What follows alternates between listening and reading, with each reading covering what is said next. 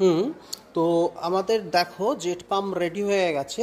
এবার এই জেট পাম্পের মাধ্যমে আমরা ভালো করে কন্ডেন্সার কয়েলটা সামনের দিক এবং পিছন দিক থেকে কিভাবে সার্ভিসিং করতে হয় সেটা আমরা দেখাবো বা করছি, দেখো। তো প্রথমেই বলে রাখি, যেহেতু নিজেই একাই শুটিং করছিলাম, তাই আমার ক্যামেরা লোকেশন ঠিক ছিল না। যার জন্য দেখা যাচ্ছে কি অনেক সময়তে কিছু কিছু অংশ কেটে যাচ্ছে, কিন্তু বিশেষ কিছুই নয়। দেখতে থাকো। এই যে জেট পাম্পটা রয়েছে, এই জেট পাম্পটার মাধ্যমে একদম লম্বা করে সামনের দিক থেকে এবং পেছন দিক থেকে এই যে জলের ফোর্সটা আমরা কন্ডেন্সারের মধ্যে দিলেই কন্ডেন্সার কি হবে, আস্তে আস্তে ক্লিন হতে থাকবে। এবং যত ময়লা আছে দেখো নিচে এসির তলার দিক থেকে বেরিয়ে চলে যাচ্ছে।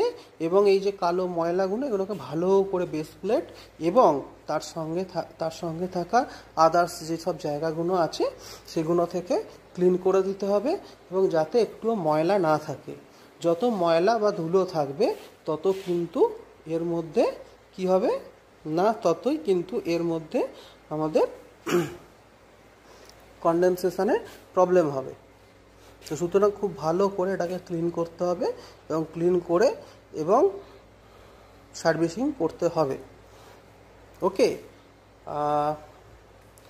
যদিও প্রসঙ্গত একটা কথা বলে রাখি, যদি আমাদের কোনো কারণবশত ইনভার্টার কম্প্রেসার থাকে, সেক্ষেত্রে এত ফ্রি মাইন্ডে কিন্তু আমরা জল দিতে পারবো না। সেক্ষেত্রে আমাকে দেখতে হবে ইনভার্টার আউটডোর ইউনিটের একটা পিসিবি পোর্শান থাকে, সেই পিসিবি পোর্শানটাকে বাঁচিয়ে আমাদের জল দিতে হবে। তো আশা করি কিছুটা বুঝতে পারলে। দেখতে থাকো সার্ভিসিং অফ কন্ডেন্সার।